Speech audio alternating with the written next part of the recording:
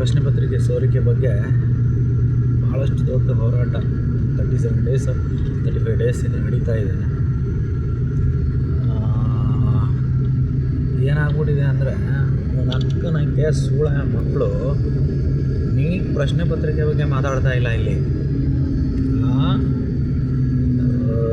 ರಾಮನ ಹೆಂಡತಿ ಸೀತೆ ಗಂಡ, ಅದಾದಮೇಲೆ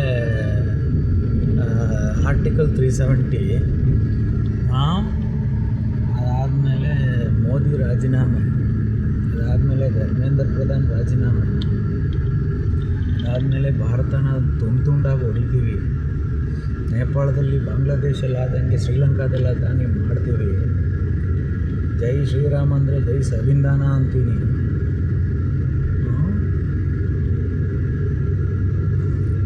ನೀಟ್ಗೂ ಇವಕ್ಕೆಲ್ಲ ಏನು ಸಂಬಂಧ?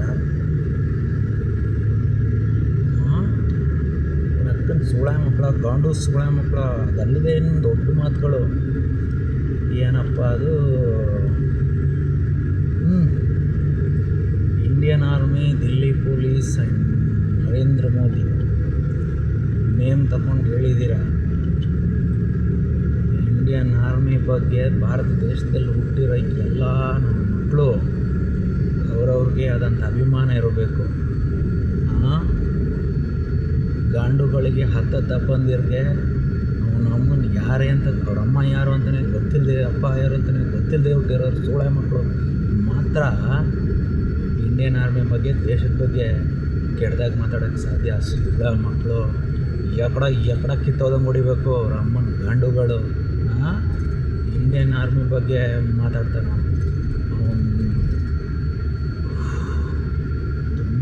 ತುಂಬ ಸಮಾಧಾನದಿಂದ ಶಾಂತಿಯುತವಾಗಿದ್ದೀವಿ. ಇವೆಲ್ಲವನ್ನು ಕೇಳ್ಕೊಂಡು ಆಯಿತಾ, ಅಕೌಂಟಬಿಲಿಟಿ ತಗೊಂಡಿಲ್ವಂತೆ.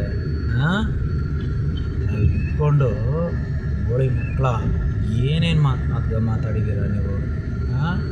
4 ಜನ ಸೇರ್ಕೊಬಿಟ್ರೆ ಏನು ಬೇಕಾದ್ರೆ ಮಾತಾಡ್ತೀರ ನೀವು? ಅವನು ಯಾವನ ಅಭಿಜಿತ್ ದೀಪ್ಗೆ 13 ವರ್ಷದಿಂದ ಇಲ್ಲಿ ಸತ್ತೋಗಿದ್ದ, 2014ರಿಂದ 2026 ಗಂಟೆ ಸತ್ತೋಗಿದ್ದ ನರೇಂದ್ರ ಮೋದಿನೇ ಪ್ರಧಾನಮಂತ್ರಿ. ಏನು ಓಟ್ ಹಾಕ್ಲಿಲ್ವಾ ಸೂಳೆ ಮಗ? ಓಟ್ ಹಾಕ್ಲಿಲ್ವಾ?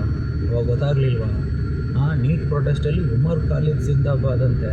ಈ ಎಕಡ ಅವನು ಸೂಳೆ ಮಗ ಇಲ್ಲ ಉಮರ್ ಖಾಲಿದು. ಆಮೇಲೆ ಅವನು ಅಮೇರಿಕಾದಲ್ಲಿ ಅರೆಸ್ಟ್ ಆಗಿ ಜೈಲಲ್ಲಿ ಬಂದು ಇಲ್ಲಿ ಬಂದು ಉಮರ್ ಖಾಲಿದ್ 3 ದಿನ ಪರೋಲಲ್ಲಿ ಬಂದಾಗ ಒಂದು ಮೀಟಿಂಗ್ ಮಾಡಿ 4ನೇ ದಿನ ಪ್ರೊಟೆಸ್ಟ್ ಇವ್ರದ್ದು ಕೂಡ ತಗೊಂಡು ಹೊಡೆದ್ಬಿಡ್ಬೇಕು ಸೂಳೆ ಮಕ್ಕಳಿಗೆ. ಇವನ್ನೆಲ್ಲ ನರೇಂದ್ರ ಮೋದಿ ರಾಜೀನಾಮೆ ಕೊಟ್ಟರೆ ಏನಾಯ್ತದೆ ಗೊತ್ತಾ?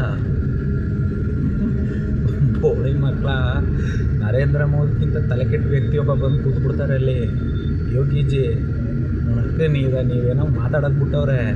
ಆ ವಯ್ಯ ಬಂದ ಅನ್ಕೊಳ್ಳಿ, ಗುಮ್ತಾನೆ ಹಿಡ್ಕೊಂಡು ಗುಮ್ತಾನೆ